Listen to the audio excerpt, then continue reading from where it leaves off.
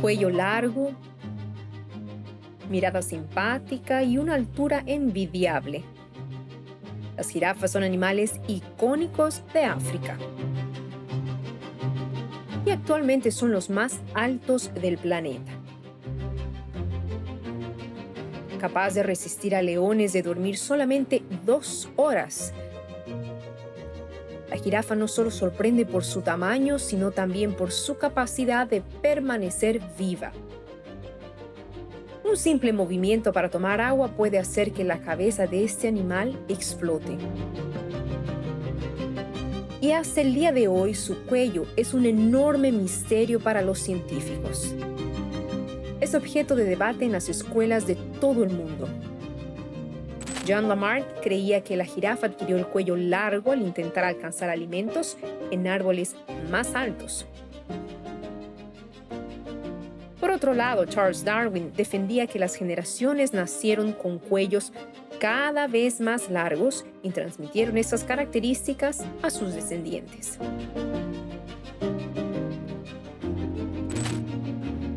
Sea como sea, la búsqueda por huesos de supuestas especies de jirafas del pasado han llevado a los investigadores a crear aún más teorías sobre el origen de este animal.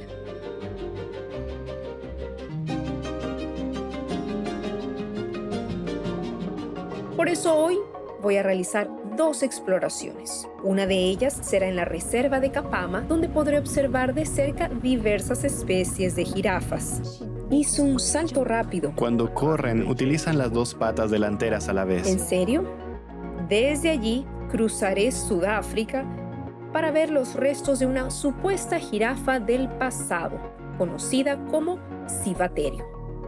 Creemos que preferían ramonear como las jirafas modernas. Y conversar con quien pueda ayudarme a comprender este asunto. Algo comúnmente utilizado es el eslabón perdido, entre comillas, entre un grupo de criaturas y otro. Un fósil transicional, y muchas veces se encuentra algo, se habla mucho del tema, pero cuando se estudia más a fondo, se ve que no es así. Esto y mucho más hoy en Orígenes.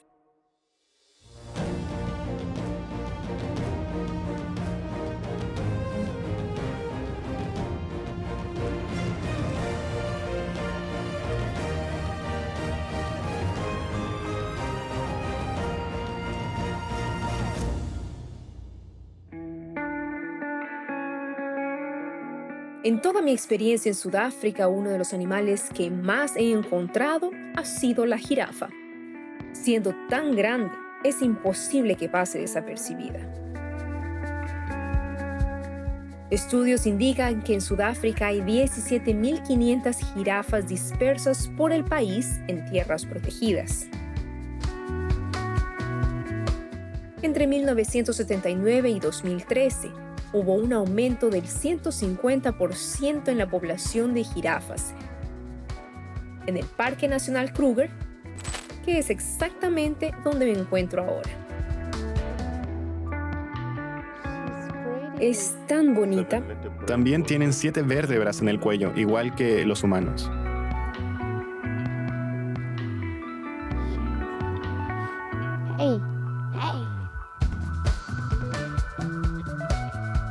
Con las explicaciones de John y la hermosa vista que estoy teniendo del animal, me siento entusiasmada.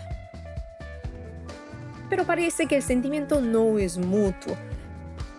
La jirafa se molesta rápidamente por estar siendo observada y decide partir. En medio de una caminata más rápida del animal, nuestro guía, John, que ya han visto aquí en Orígenes, nos da detalles de cómo se desplaza la jirafa. Hizo un salto rápido. Cuando corren, utilizan las 2 patas delanteras a la ¿En vez. serio? Lo mismo ocurre con las patas traseras, así que su forma de correr es diferente a la de caminar.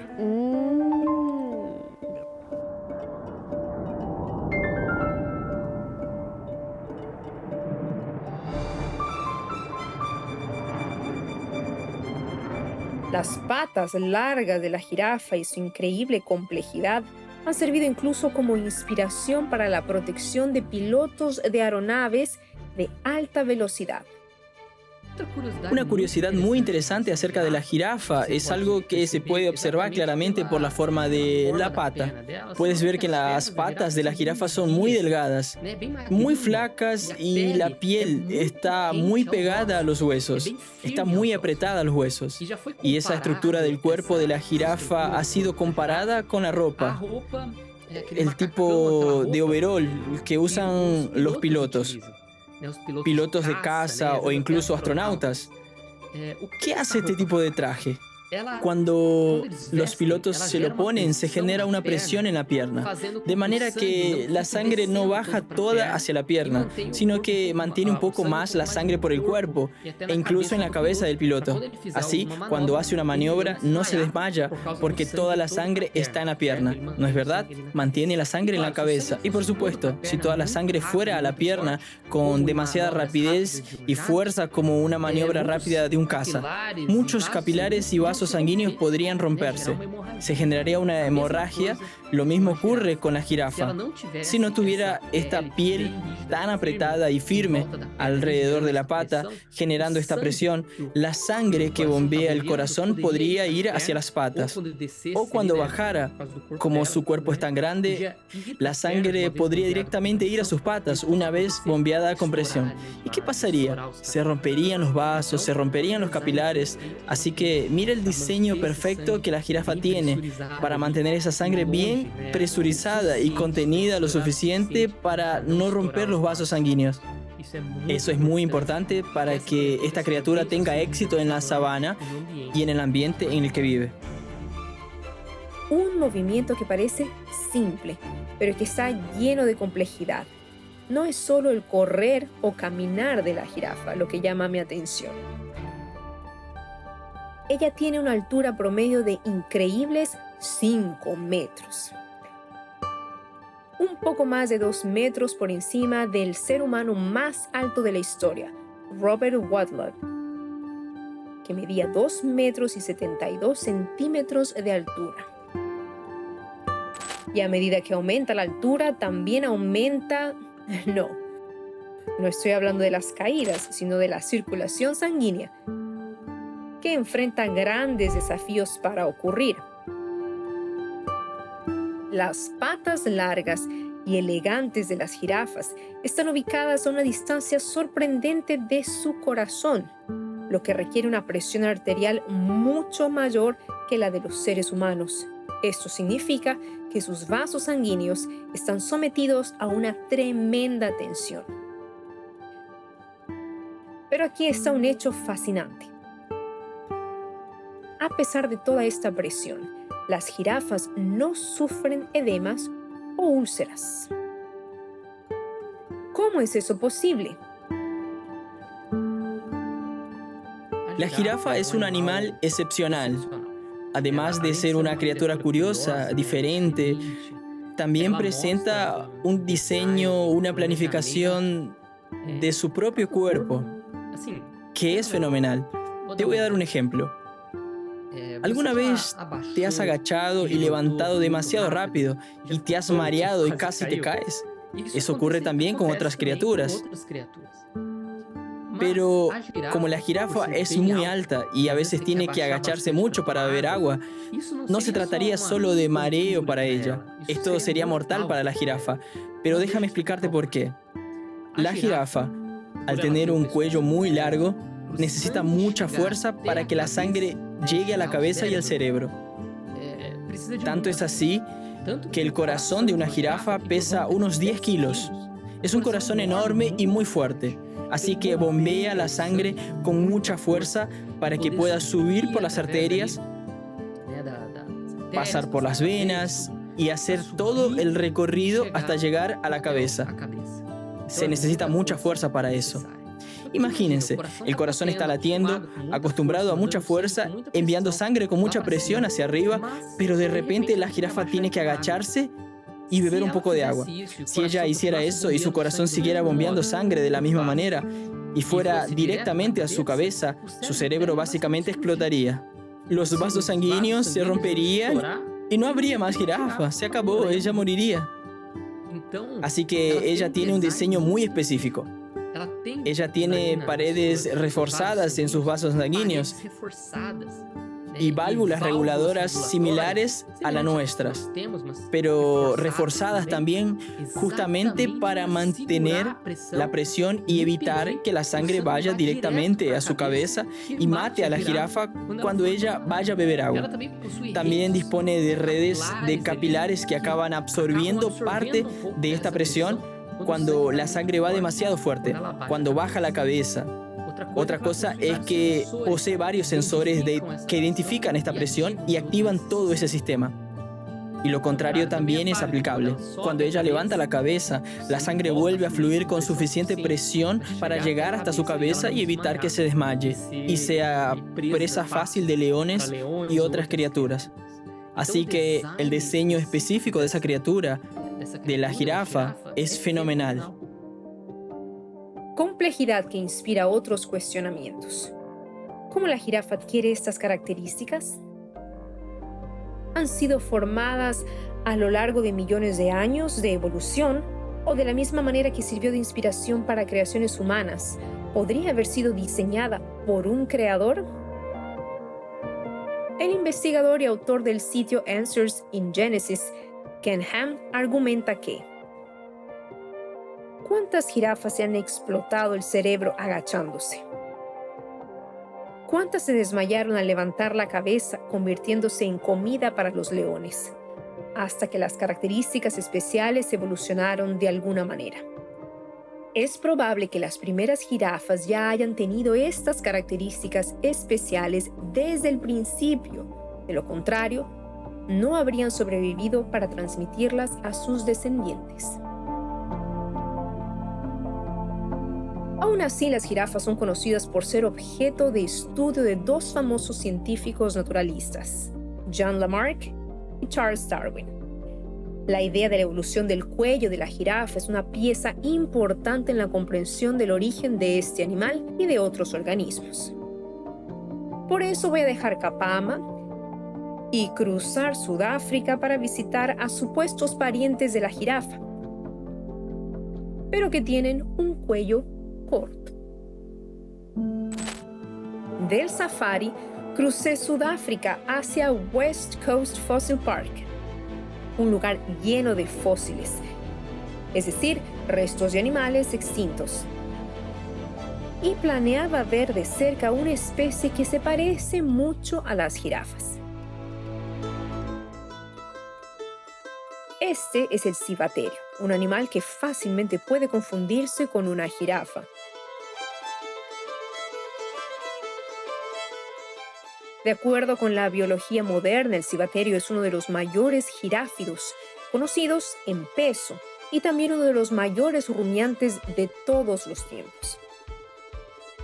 Se han recuperado restos del civaterio en las estribaciones del Himalaya y es posible que se haya extinguido hace miles de años, ya que representaciones similares a él se conocen en antiguas pinturas rupestres en el Sahara y el centro oeste de la India. Sin embargo, estas afirmaciones no están respaldadas por evidencias fósiles y es probable que las representaciones puedan representar a otros animales. En este sitio paleontológico en el que me encuentro, el Dr. Roger Smith lidera la excavación actual pública, la cual está dominada por numerosos restos de civaterio.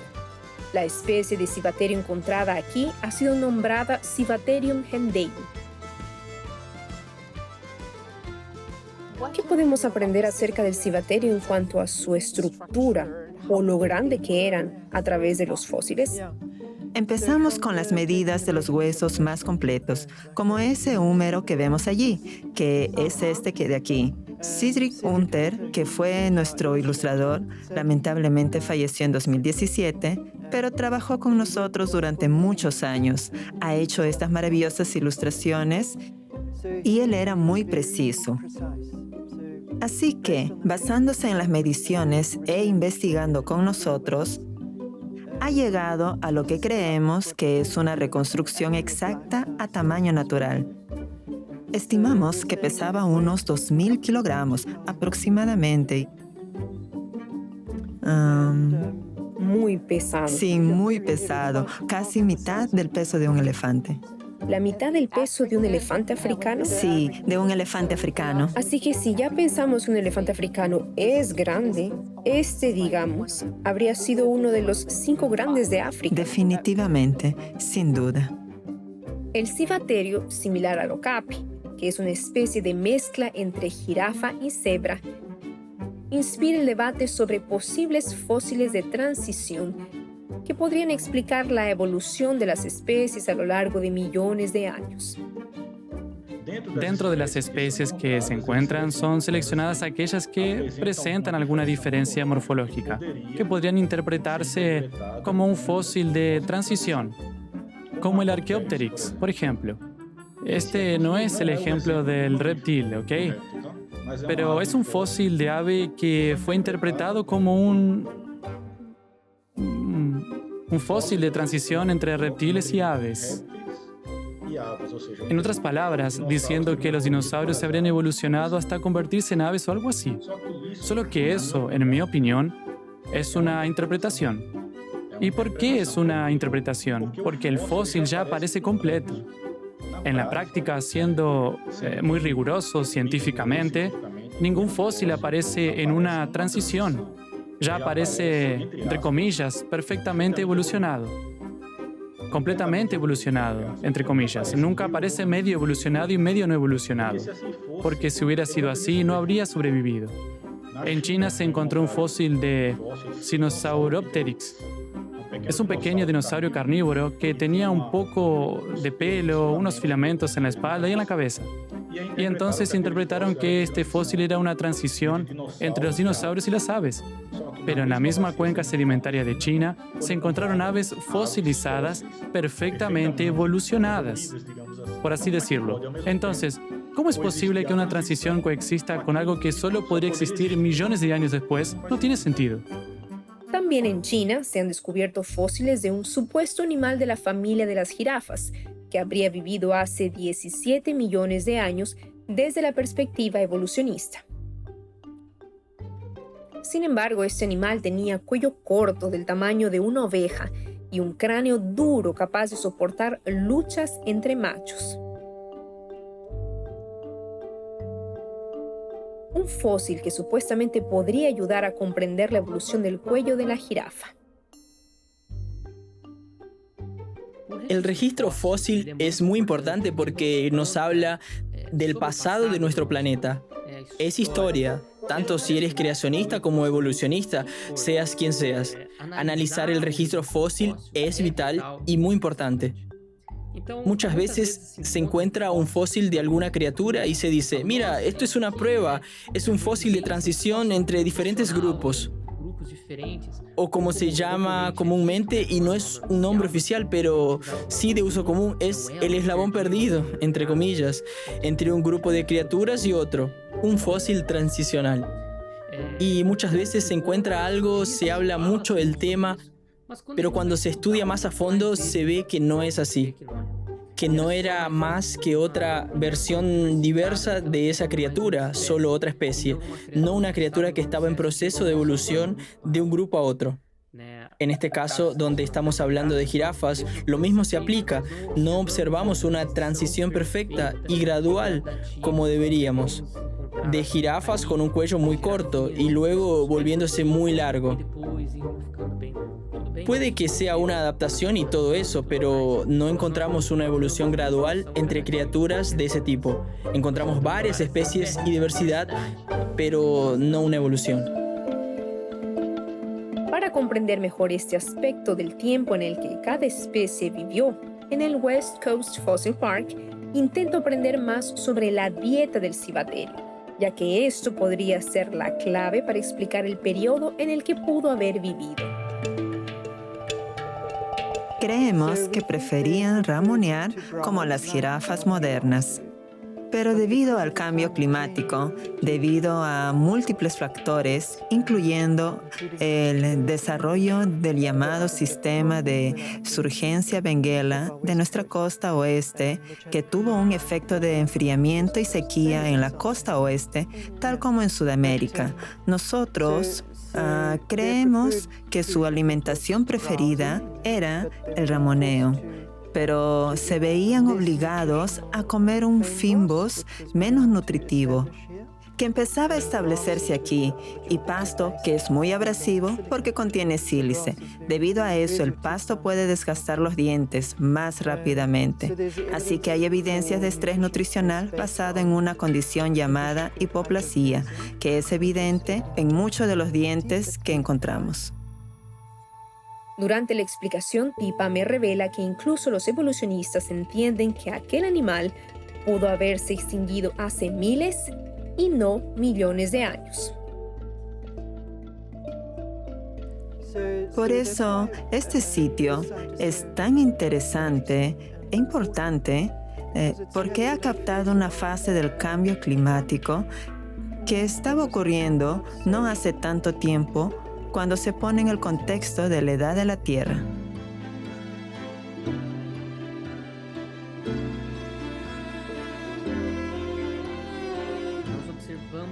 Observamos mucha diversidad, pero no transicional.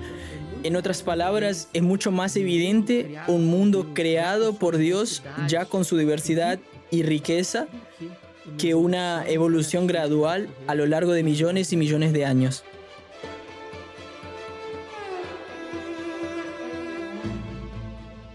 Observar animales del pasado nos plantea aún más preguntas sobre nuestros orígenes. 2 siglos de búsqueda de un mecanismo naturalista para la evolución no han proporcionado un modelo viable, tampoco una verdad definitiva. Tal vez sea hora de que científicos, investigadores y todos aquellos que desean comprender la vida consideren seriamente otras alternativas para explicar lo que tenemos ante nuestros ojos. ¿Te está gustando esta temporada sobre animales en Sudáfrica? Entonces te invito a que te inscribas y veas más videos. También te invito a clicar en el link de la descripción para aprender mucho más sobre nuestros orígenes.